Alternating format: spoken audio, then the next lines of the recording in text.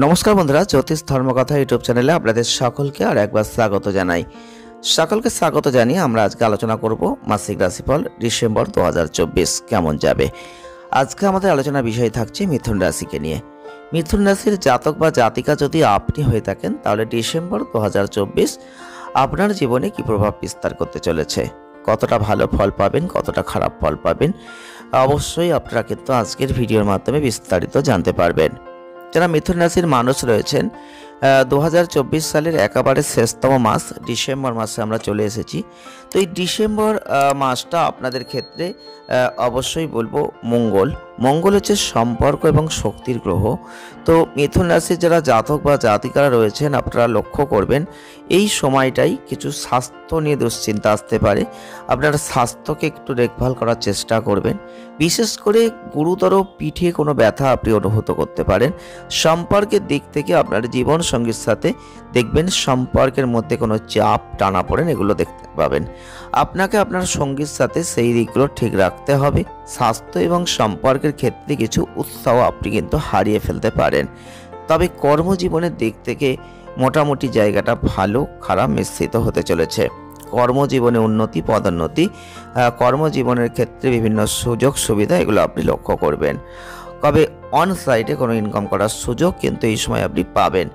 তবে আপনাদের ক্ষেত্রে ডিসেম্বর 2024 যারা মিথুন রাশির মানুষ, কর্মজীবনের ক্ষেত্রে এমন কিছু সুযোগ সুবিধা আপনি পাবেন, সেক্ষেত্রে একটু বিলম্বের জায়গাও থাকছে। তবে এই জায়গাটা আপনাকে খেয়াল রাখতে হবে। আপনার কেতুর অবস্থান আপনাদের ক্ষেত্রে মোটামুটি ফল দেবে।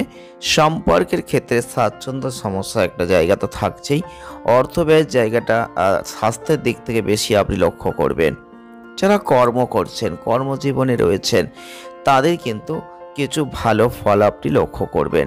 কর্মজীবনে কিছু ভালো সাফল্য আপনি জীবনে দেখতে পাবেন। আপনার কর্মজীবনের ক্ষেত্রে আপনি কিন্তু অনেকের সমর্থন পাবেন। বৃহস্পতি গ্রহের একটা আশীর্বাদ পাবেন এবং যার ফলে আপনি দেখতে পাবেন আপনার পরিবর্তনের জায়গাটা যথেষ্ট কর্মজীবনে ভালো হতে চলেছে।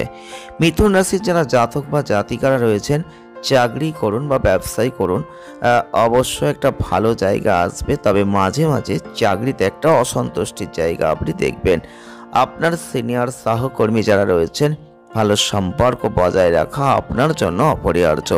এটা আপনার পক্ষে সঠিক জায়গাটা প্রদান করতে সহযোগিতা করবে। অর্থনৈতিক ক্ষেত্রে ডিসেম্বর 2024 আপনাদের ক্ষেত্রে যে পরিমাণ অর্থ আপনি চাইছেন, সেই পরিমাণ অর্থ পুরোপুরি নাও পেতে পারেন।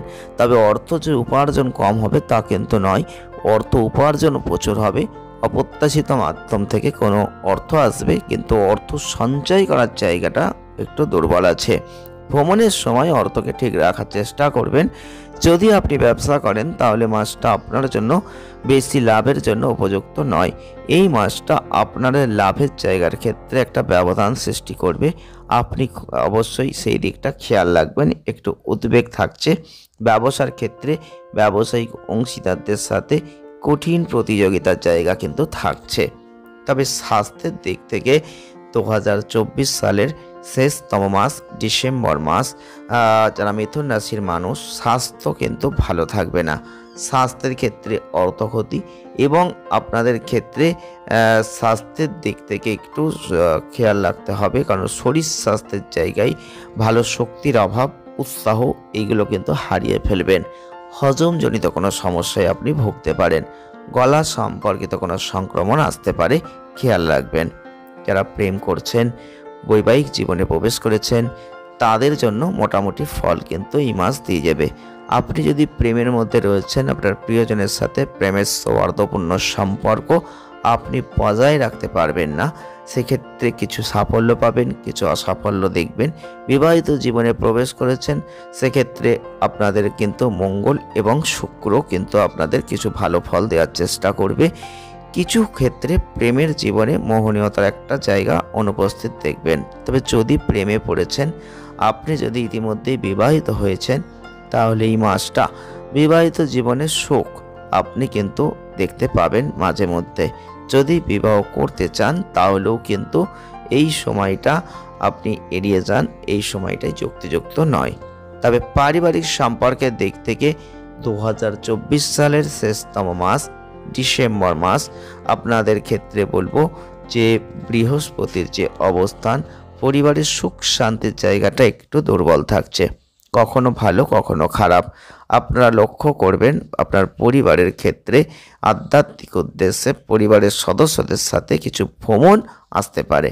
আপনাকে আপনার পরিবারে এবং আপনার পারিবারিক জীবনের সাথে মানিয়ে চলতে হবে।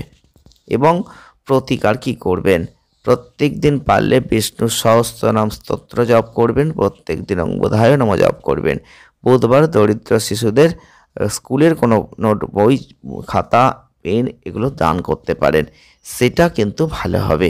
ভিডিওটি আজ এ পর্যন্তই, দেখা হচ্ছে নেক্সট ভিডিওয়। সঙ্গে থাকুন, ভালো থাকুন, সুস্থ থাকুন, আনন্দে থাকুন। ধন্যবাদ।